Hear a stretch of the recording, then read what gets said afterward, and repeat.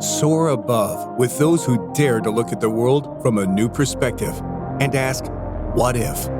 You're listening to the Altitude Podcast from Eagleview.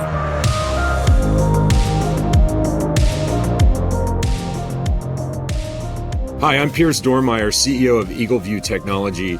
On this show, we bring you stories of pioneers who are redefining the boundaries of their fields. Today's guest is Nathan Jovanelly. He's the CEO of SunRaise Capital, operates Jovanelly LLC, which is a residential solar consulting firm, and holds advisory roles in Sunvina, Portable Solar, and Enerflow. The companies he's involved with are businesses built around supporting the growth of renewable clean energy, so I'm really excited to get into it with him. Thanks for being here. Thanks for having me. Yeah, absolutely. Well, hey, just jumping in, you're a pretty busy guy in the solar business here. Lots of different ventures I think you're involved in, from SunRaise, which we'll talk about, and Enerflow, and your own consulting business. So walk me through your story. How'd you get here? How does one become the CEO of a financing company in the solar industry? Yeah, it's like, I think many people's journeys, the path chose me, I think. But I was a professional engineer. I always wanted to do some sort of environmental work. I went to get a chemical engineering degree. I figured that was the best path. Environmental engineering wasn't super popular when I graduated. So I went to University of Delaware and started consulting for SAIC, which is now Leidos, which is one of the largest engineering firms in the world. And when I worked there, it was still employee-owned. I think it was the largest employee-owned company. So I did a bunch of environmental work for NASA, for the government, for Mott's, for Utz Potato Chips, Pfizer, Harley Davidson. I had a bunch of different clients, and that's when I realized that I liked the interaction with clients more than the engineering. And that led me to another company that eventually went public. It's Advanced Drainage Systems. And I ran a team of engineers across the country doing water and sewer infrastructure, and a lot of lobbying and talking to governments and things like that. And the old president of that company had left at the time and went to a company called IGS, which I'd never heard of. It's probably the largest company that most people haven't heard of. And it's the largest privately held energy company in the US. So he knew I was an engineer. I didn't even know he knew who I was, but he called me a few years after he left and said, "Hey, I'm at this energy company. We're a gas supplier, and we want to do combined heat and power. Do you want to come start a business?" I was like, yeah, he's kind of still a mentor of mine. So I was going to follow this guy.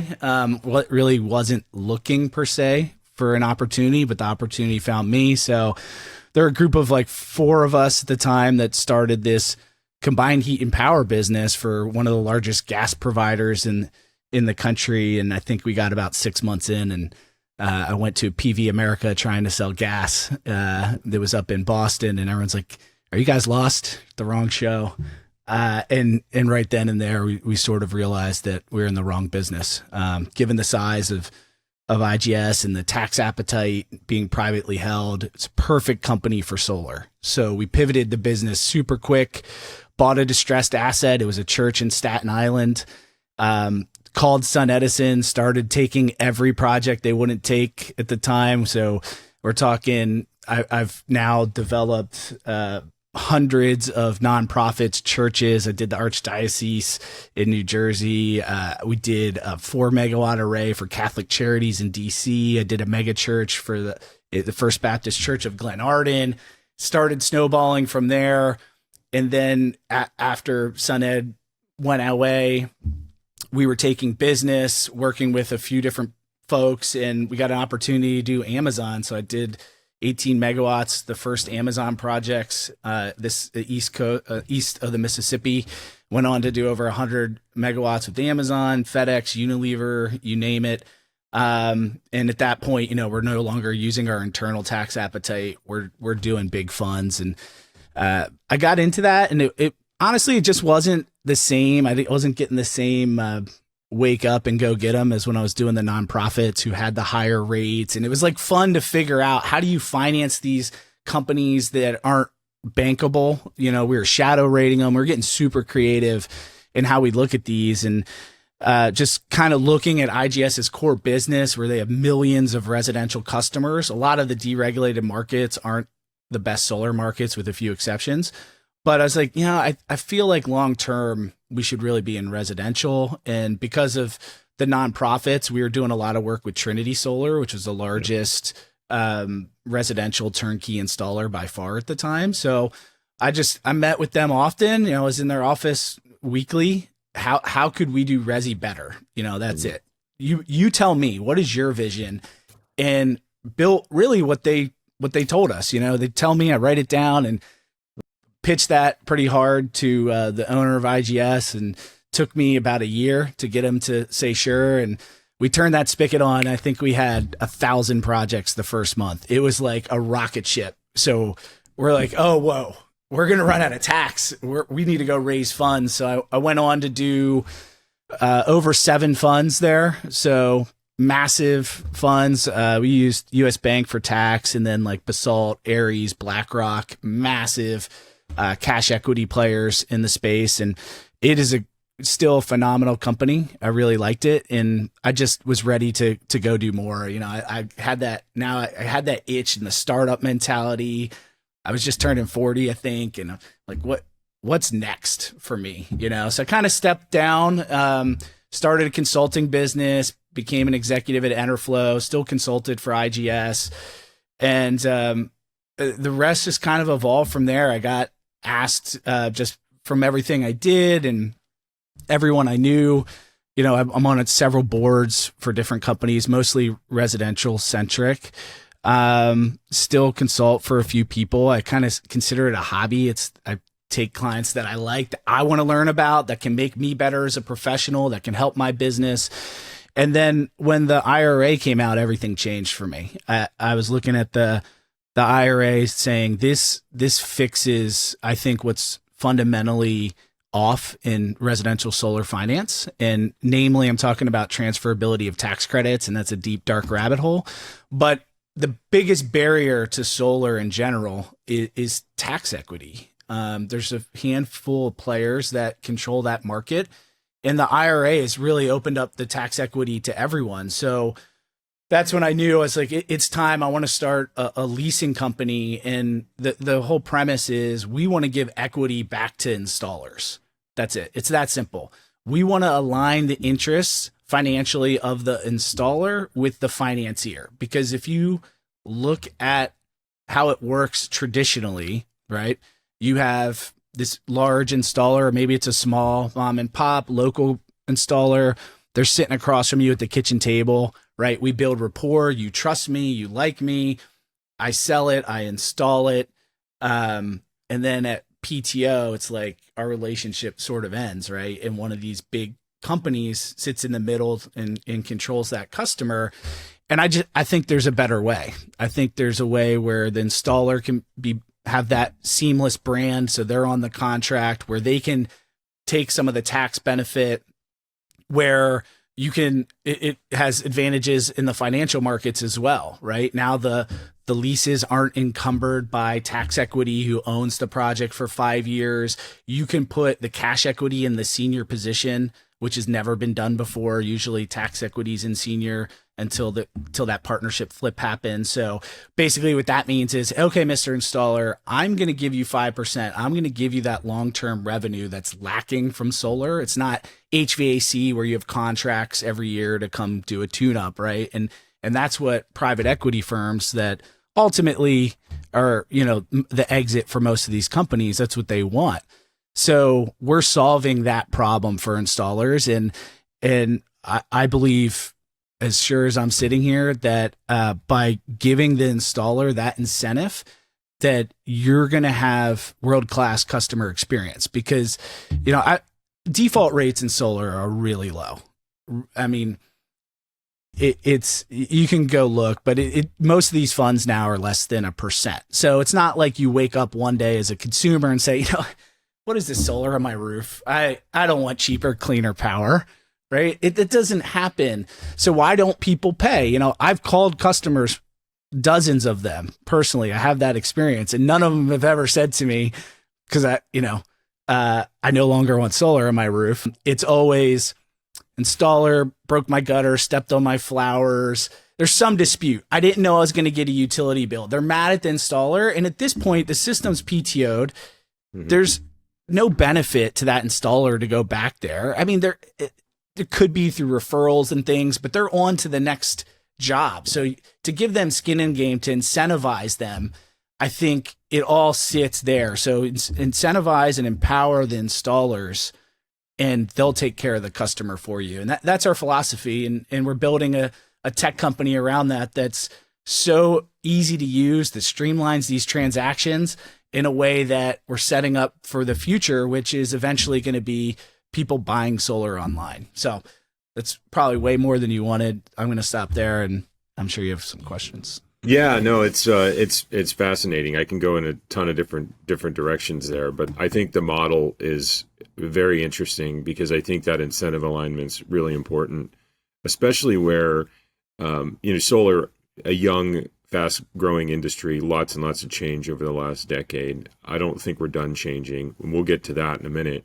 But one of the things that we're getting a lot of questions about, almost daily, just because we have such a large community of users, of customers across lots of the different construction trades. So first and foremost are roofing contractors, but GCs, builders, siding guys, HVAC across the board, and everybody wants to figure out how they can participate in solar, or should they participate in solar. And it's one of the more polarizing topics. Like, people have very, very different views on this. So I wanted to ask you kind of your thoughts on how that group is sort of entering the solar business, and how we can ask those questions of these contractors that are trying to add solar to their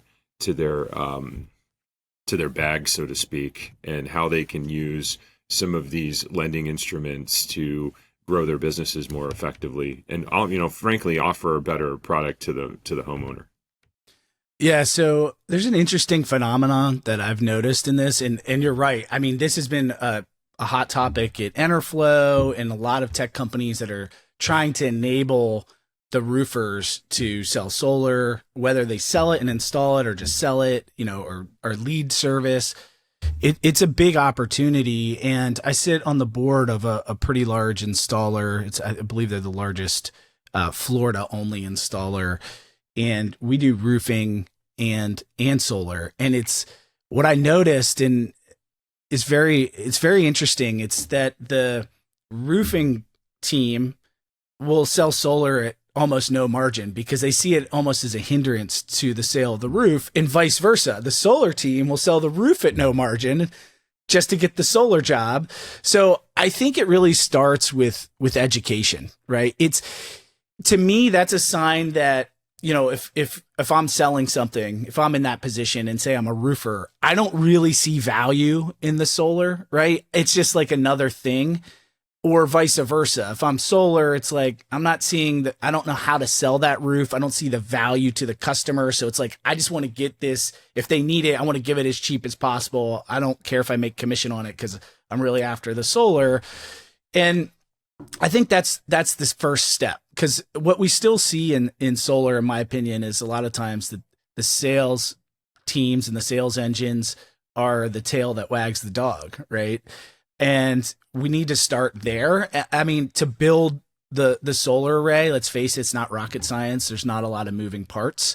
So I think that a lot of roofers have that competency, and we're also going to move into a world at some point. I don't know when, but I think BIPV is going to be a real thing as well, where kind of like the Tesla solar roof, you see GAF as a product. There's going to be more and more that come out that is more of an integrated solution, and that's really, they're going to be forced to merge at that point, is the way I see it.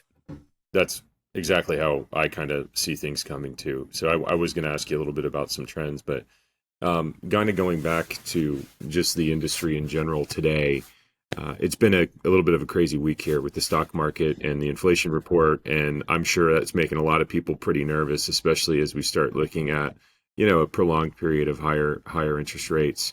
How are you thinking about, and how are you navigating this environment currently? Yeah, I posted on LinkedIn on this yesterday. I'm pretty active on there, so anyone who wants to follow me can check me out, Nate Jove. But the electricity inflation rate has outpaced the broader consumer price index. And I've been talking about this for a year now, or over a year, because this is not common. This does not happen often. Like, yes, we all know electricity prices rise and probably more than most people want, but it's pretty steady incremental gains. And with the addition of natural gas and all the shale, right, electricity prices stayed relatively low in a lot of areas of the country. I know there's someone in California like screaming at me right now, but I'm talking broadly. But the year over year, so if you look at February of 24 versus 23, electricity has continued since COVID to outpace inflation, including like staples like milk and eggs, which were down. That's why the stock market was cheering in February. And now, the price index is coming in hot, but electricity's still up.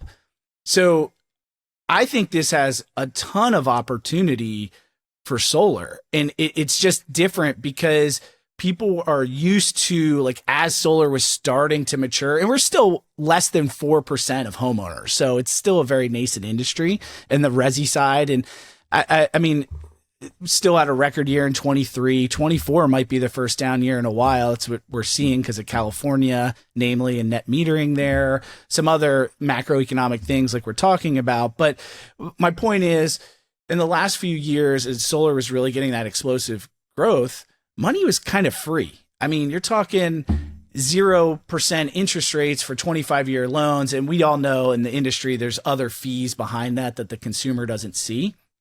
But that's gone away. Now you're paying a 35% dealer fee, which is a loan origination fee, whatever you want to call it.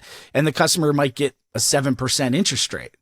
So electricity rates are high. There's still a big spread there, but this is why I think you need to have that mix of loans and leases. If you go back to, the 2010, when Solar City was king, leases were 75% of the market. It wasn't until loans came out and interest rates came way down where people started selling in these non-traditional solar markets, and then energy prices kept going up. I mean, here in Florida, I've been here a year and my energy rates are, it's probably double what it was a year or 2 years ago. Same with Pennsylvania when I was in Pennsylvania. So I think we need that mix. I always just use the analogy, like, you don't go to a car dealership and they only have a loan or they only have a lease. I think you need both. And right now that's something that's lacking from the industry. And I know Enerflow is trying to solve that problem of having that loan and lease together so you can really pick what's best for the customer. Generally, leases are easier to sell because you don't have to worry about the tax credits and incentives and things that get confusing. So I just think you're going to continue to see leases dominate in this era, where, again, say 2010 it was 75% lease, and then in 2022 it was less than 20. It's probably around 18%, somewhere in that range. Now I think we're at 40. I think it's going to be over 50% this year. Forbes had an article that they had put out that they just asked customers about, why they don't do solar, because I think Aurora just came out with something I posted as well. I can't remember if it's Aurora or not, but somebody posted something about, why consumers don't go solar when there's so many consumers that are pro solar, regardless of where you sit on the political spectrum. Maybe you're doing it for a different reason. The Republicans might do it for the tax credit and the Democrats might do it, just broadly speaking, for the environmental aspect. But what they found was, and again, you can check out my LinkedIn on this, but Forbes survey that most people don't want to deal with the upfront costs. Well, leases, there's no upfront cost. I mean, in a loan, there's sort of not either. Depends on how you want to look at it. Maybe the next one is they plan on moving. Well, then a lease is perfect. If you're going to move in 5 years, you don't have to worry about recapture of the tax credit, right? You can transfer it. Maintenance was number 3. There's no maintenance for a lease, right? So I think that we can solve all these problems, especially with batteries, and that increases reliability. People, like, I lose power all the time here. Luckily we're doing this in the morning because we're supposed to get thunderstorms, so I probably wouldn't have power at noon, and so all my neighbors either have a gas generator or some sort of battery. And I think you're going to see that is going to be more and more common. And maybe 2024 is down. It might be, we'll see. Mostly led by California. I think SIA said that California is going to be down 40%. They just released their report in February. Again, it's on my LinkedIn if you want to check it out. And I think down 40%. The rest of the states are going to be pretty flat. And for the first time ever in 2023, Texas surpassed California for solar deployment. We're still on the right trajectory. I think the market's got to get sorted out. As you know, a lot of companies have gone out of business. There's been a lot of installers are getting squeezed because there's no more upfront payments from lenders. So just a lot of headwinds hit residential solar at once, but we still have a 17% compound annual growth rate. I just said we're between 3 and 4% of homeowners that are eligible have solar. We expect that to be 15% in the next 10 years. I mean, there's no industry that's going to grow faster. So you can look at the stock market and say, I could tell you my portfolio. People, how could you be down in this market? It's because I invest in a lot of green energy and it's all down. It's like, feels like the only segment, but I'm long-term very bullish on green energy. I don't even think we've had any coal additions since 2013, 2014.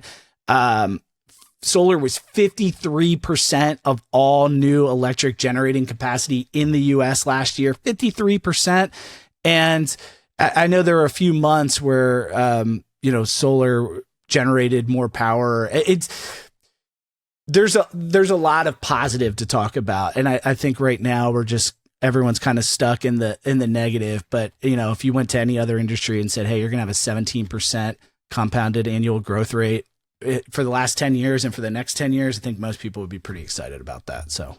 Yeah, I agree. And it certainly has been something of a perfect storm in the residential solar industry with net metering and interest rates. The macros have just been really ugly. But when you want to start talking about optimism, you ever take a train across Germany at some point in your life, and it's hard to find a structure, even some old barn without glass on it, right? So you can kind of see where that market share could potentially go. And that's not exactly a sunshine state sort of environment either. So you can get a major growth out of that segment.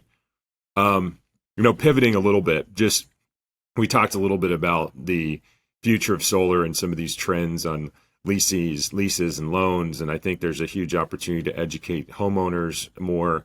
But from a tech perspective, what kind of trends are you looking at? I think so. This is my philosophy here. No one's ever asked me that specific question, so it'll be interesting to see. Sorry for the zinger, man. No, it's not, because that's what I do. And here's where I think this thing's going is we got to get to a point where buying solar is so easy that anyone can do it. You can buy it online. You can get an accurate quote. You have an accurate shade report. I think one of the issues right now in residential solar is really the lack of accountability, which what I mean by that, especially in the loan space, if you do a loan, like, no one's looking at that. Yeah, it passes inspection, but do you know if they, grandma's oak tree is going to shade the whole system? There's not a lot of checks and balances, and I think we're going to see a new age of regulation come in for residential solar to make sure what people are buying is what they're getting, because you can't expect a homeowner to know that. But I think those tools are coming. I think what you guys do is a big part of that, and we're moving from we're in the age of moving from people being sold solar to buying solar. It's not there yet, but that's where we're going. And that means you have to go to a more quality driven sale. I think you're going to see this shift. Solar costs have declined, I think 47% in the last 10 years. And soft costs are still relatively high because there's all these disparate tools, again, that every installer has just to complete a job. There's no seamless like CRM or anything that's built that I've seen specifically for solar. I know there's a couple large companies out there trying, but ultimately it just shows you the difficulty of really a pretty simple install. And there's how many different AHJs or towns, jurisdictions in every state that all have different setback requirements, and which makes solar very regional. And I think that what you could do with technology is start to make some of these things seamless. I could tell you, from our perspective as a lease company, predominantly in technology that enables leases, we review, 100% of projects, and we look at everything from like the wire diagrams to wire management, 80 photos of the system, bus bar ratings, and most rejections come from shade. That's it. And it's like, well, why isn't this tree modeled? It's maybe the LiDAR is old and that tree's gone now. Like there's all these different things, but that creates a bottleneck in a lot of operational inefficiency, not only for our company, but for the installer. So as you can seamlessly integrate these things to make it so that, again, a homeowner can do it, where they get their design back right away, they can mess with it, they can see how it affects production, because that's the era, again, we're moving into. Like when, not even that long ago, when I was at IGS, and I think this is very common in solar, the average age of customers is pretty high. And if you think about it, what I always tell people is, what's the number one barrier to residential solar? It's home ownership. It's not credit score. That is probably why most people get disqualified, but you can't even run credit if you don't own the home. I know community solar's up and coming, but I don't really put it in that equation yet. So you need to own a home. And what's harder to do now than it's been in the history of the US? Own a home. So the young people who buy everything online, like my kids don't even answer the door, right? Like doorbell, like they don't know what a landline is. That's generally how solar is being sold right now. It's funny, but it's true, right? The new era is not, as the millennials get more into homes, who overwhelmingly support solar. I mean, way over 90%. And you think that they're going to answer the door for someone?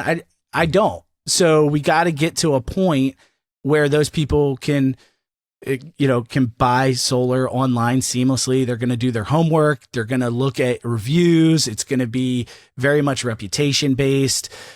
To me, this is the future. And again, if you would ask me 10 years ago that if you could buy a car from a giant vending machine or online without driving it and they drop it in your driveway, or even a mattress, I thought I would never in a million years buy a mattress online. I think I can't remember the last time I did it. Right. Yeah. I mean, this is the future. Guilty as charged. That's what I think in general. I think we have to keep evolving this technology. I mean, AI is the big buzzword, so I guess I'll throw it out. You're seeing more AI kind of design features come out, and maybe it's not super accurate. That's where your LiDAR can come in, make sure they're shading these, looking at the, things that aren't 6 years old, newer, more accurate shade reports that are powering those systems.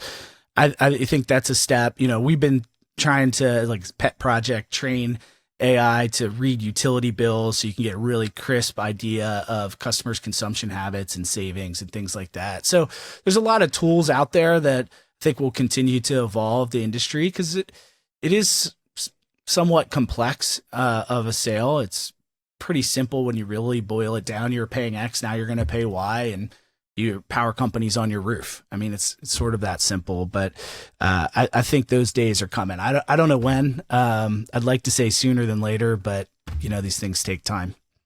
Yeah, well, I don't usually plug products, but I will tell you that Eagleview can tell you very accurately what Granny's oak tree is going to do to you from a kilowatt hour perspective. So check out Solar Ready. No, it's fascinating stuff. And I think that I totally agree with you in terms of just making it easier on the customer. And there's a lot of complicated words and measure and kilowatts and megawatts and hours and solar access values that the homeowner just doesn't understand. And I think just that education and limiting the jargon and making it easy is critical. But sounds like this is a pretty good place to call it. I want to be respectful of your time, but I do want to give you the last word. So what would you like to leave people with? Where can they learn more about what you're doing? Yeah, and I appreciate it. If you want to find me, LinkedIn's always a good place. I've not a big like social media guy outside of that, but I've found that I've met more people through LinkedIn that I now do a lot of business with than anywhere else. So I'd say that's always a great place to start. It's just, you can look me up, Nathan Jovanelly, with a J. And again, if you message me, I try and get back to everyone. I do not need solar leads though. Please do not ask me if I want solar leads. It's not what I do. But if you're an installer and you want a white glove leasing company, you want somebody that you can pick up the phone and call, give me a call. Right now we do a lot of business in Florida and rapidly moving into the mid-Atlantic Northeast. We're not in California, but someday maybe. And yeah, I just always love meeting new people. I appreciate the time, and I look forward to chatting again with you soon. Yeah, thanks so much for coming on, Nate. Appreciate the time. Thank you. Okay, that's it for this episode of the Altitude Podcast from Eagleview. I want to extend a huge thank you to Nathan Jovanelly for joining us to discuss his fascinating work in the renewable energy space. And thank you for tuning in. And if you're liking the show, don't forget to subscribe, give us a follow, and tell your friends. I'm Piers Dormeyer. See you next time on Altitude.